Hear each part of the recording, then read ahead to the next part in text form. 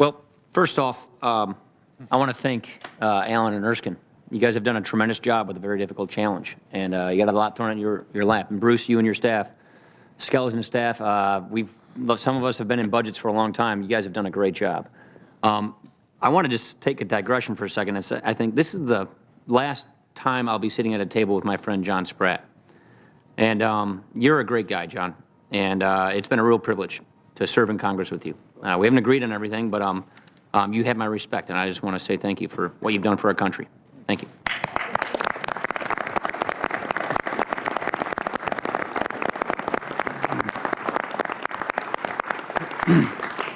I believe this commission has been a success. Those who refuse to confront the challenges facing us, they have nowhere else to hide. If they labeled various proposals as too draconian or austere, well, they're going to have to come up with their own right now. And so, if anything, this has been successful because it has helped us move this conversation to more toward the adult level that it needed to go to.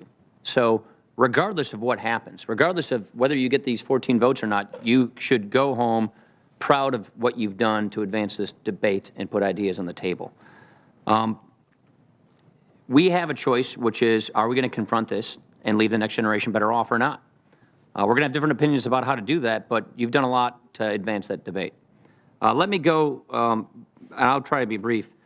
Let me go through what I do like about this, because I think it's important to say some positive things. I do like the fact that we're seeming to get some consensus on taxes, on not revenue levels, but on rates. Lower rates with a broader tax base leads to economic growth and job creation and international competitiveness. If anything, I think the concept that tax reform ought to be merged with budget reform is something that is incredibly important. The best way to deal with this problem, in my opinion, is spending control and reform and economic growth. And economic growth comes from a more competitive tax system, a broader tax base and lower rates, and to that, you have done a great job in advancing this debate. I like the budget process reforms. There's some really good budget process reforms in this bill, not as many as Jeb and I and others have put out there, but some great budget process reforms, particularly what we call our belts and suspenders approach to discretionary caps. I think that's pretty good. Social Security. I don't like every single idea in this Social Security reform, but you have really advanced the ball and gotten us toward a better conversation on making Social Security solvent. And Jan is right. This does not contribute toward deficit reduction, but solvency to Social Security, which is really important. If we don't do anything, when we run out of IOUs, everybody gets a 22% across-the-board benefit cut. That ought to be avoided. There's discretionary savings in here, albeit it's not as many as I would like, not occurring as soon as I would like, but you're moving the ball forward on the fact that we can't keep growing discretionary spending like we have under both parties' leadership around here. So what I want to just basically say that there are some ideas in here that I think are worth copying and borrowing and putting into this next year's budget, which I fully intend to do. What are my concerns? My primary concern with this plan is health care. I do not believe that this sufficiently fixes the health care problem. And guess what? Our debt problem is the health care problem.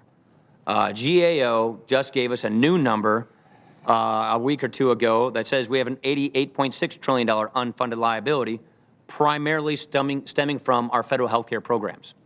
This doesn't sufficiently address that, in my opinion.